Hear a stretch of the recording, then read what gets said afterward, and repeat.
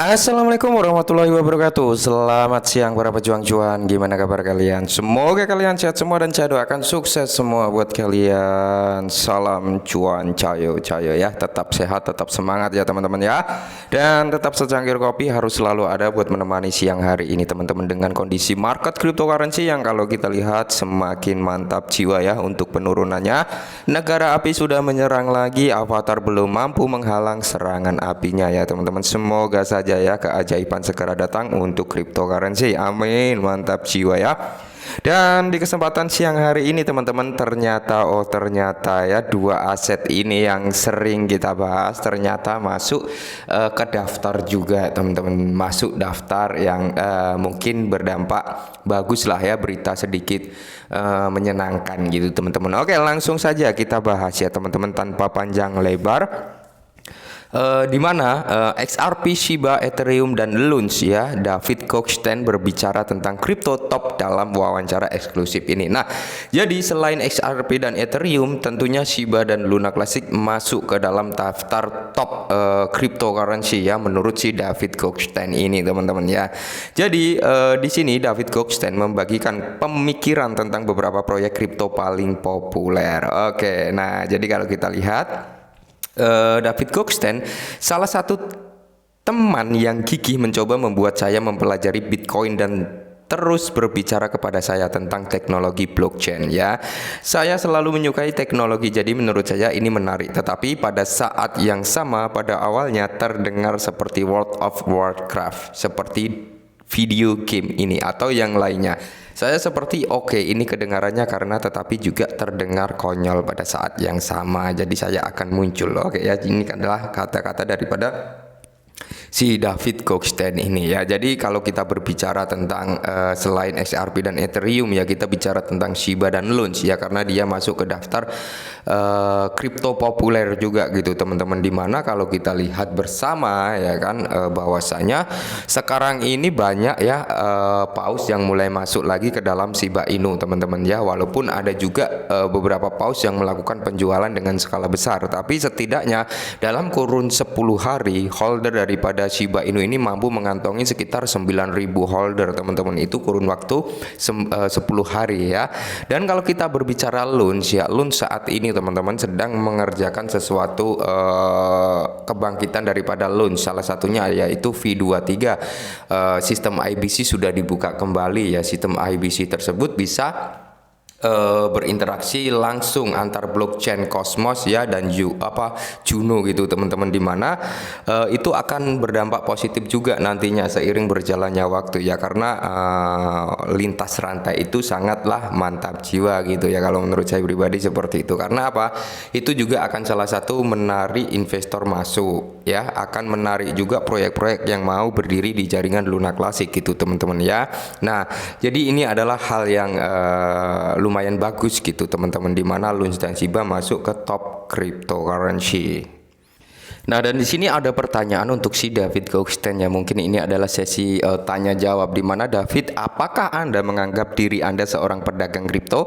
Beberapa tweet Anda menyiratkan bahwa Anda tertarik dengan operasi yang cukup beresiko seperti Terra Luna Classic misalnya. Apakah Anda berhasil mendapat untung dari ini? Nah, jadi pertanyaannya adalah apakah David Goldstein ini mendapatkan untung dari Terra Luna Classic yang aset dianggap beresiko karena terjadinya keruntuhan Luna waktu bulan Mei. Nah, jadi di sini si David Goldstein menjelaskan, saya tidak akan menganggap diri saya seorang trader ya. Jadi si David Goldstein ini tidak menganggap dirinya adalah seorang trader, meskipun saya tahu cara berdagang. Oke.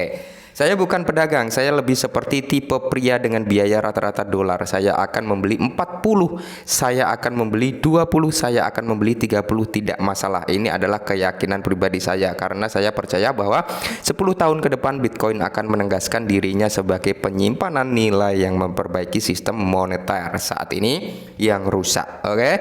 Jadi menurut si David Goldstein ini teman-teman, dia bukanlah seorang trader, melainkan kalau saya tangkap dari kata-kata ini adalah seorang holder ya.